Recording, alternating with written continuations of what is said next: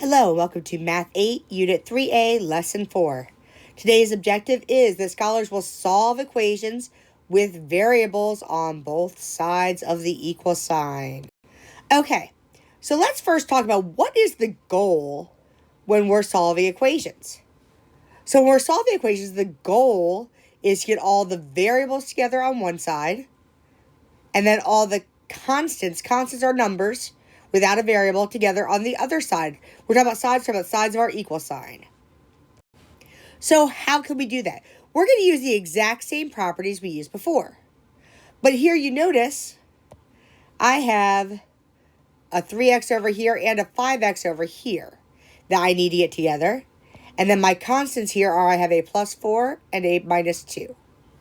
Okay, so to get all my variables together, the first thing I'm going to do is I'm going to use the subtraction property of equality, and I'm going to subtract 3x from both sides. So I have 3x minus 3x plus 4 equals 5x minus 3x minus 2. Then I'm going to combine my like terms. In this case, 3x minus 3x is going to go away. I'm left with 4 on this side equals 5x minus 3x combines. Well, 5x minus 3x gives me 2x. And then I bring down my minus 2. So I've got all my variables together. Now I need to get all my constants, all my numbers together. So to get rid of or to move the minus 2, I have to do the opposite, which is add 2. So next I'm going to use my addition property of equality.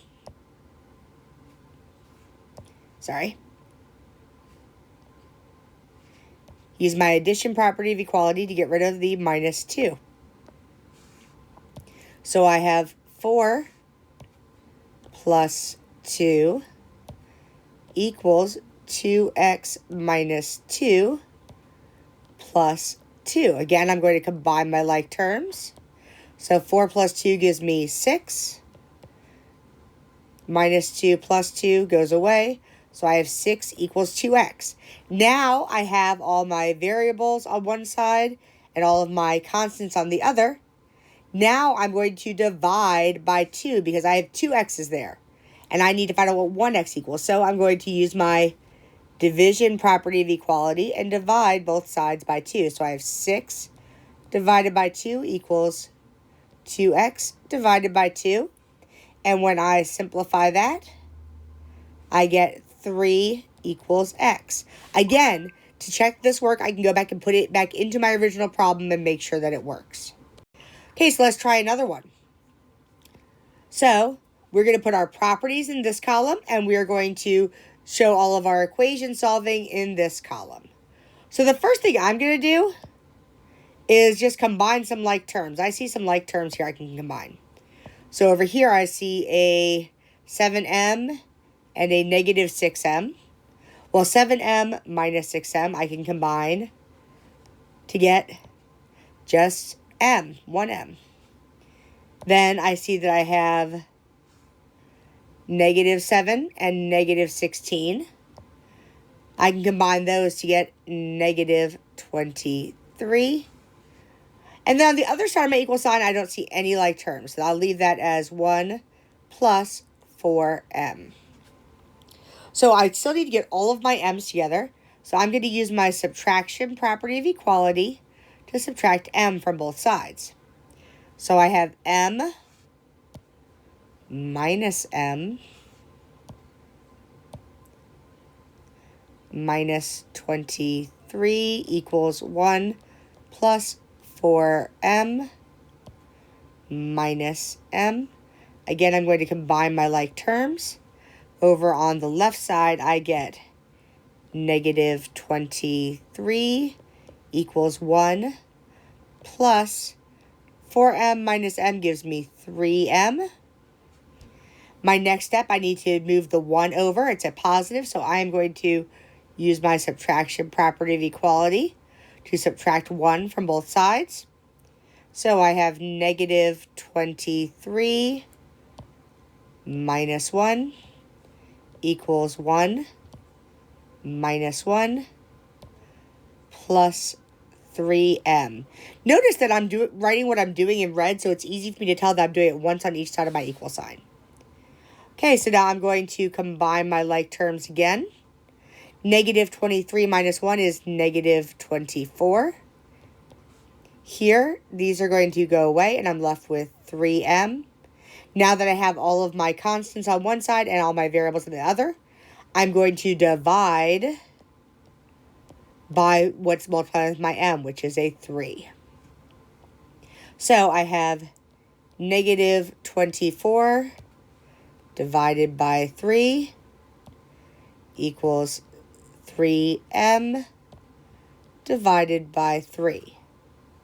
So on this side, the 3's cancel. I'm left with m. On the other side, negative 24 divided by 3 gives me negative 8. Okay, so let's try a couple more.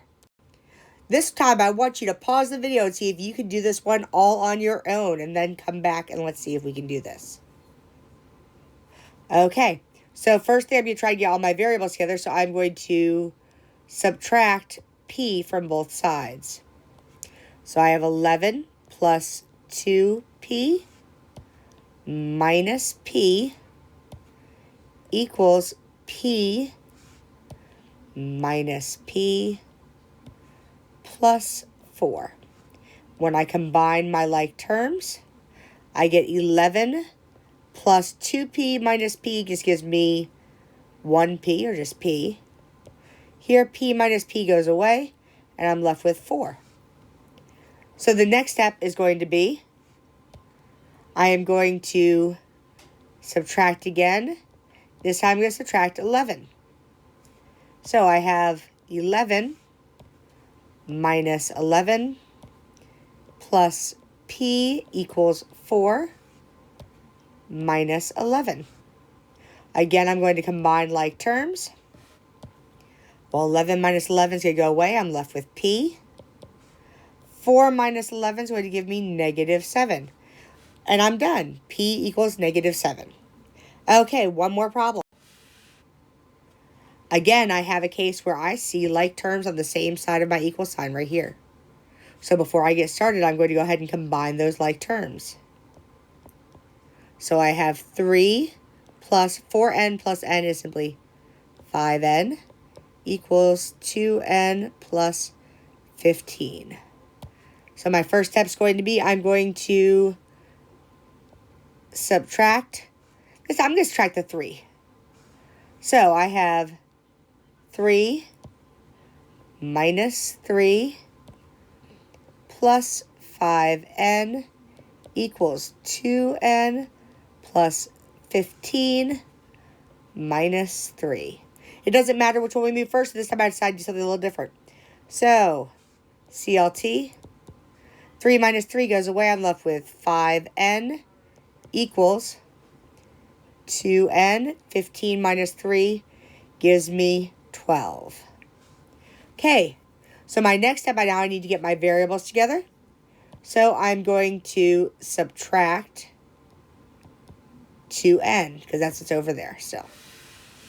So now I have 5n minus 2n equals 2n minus 2n plus 12.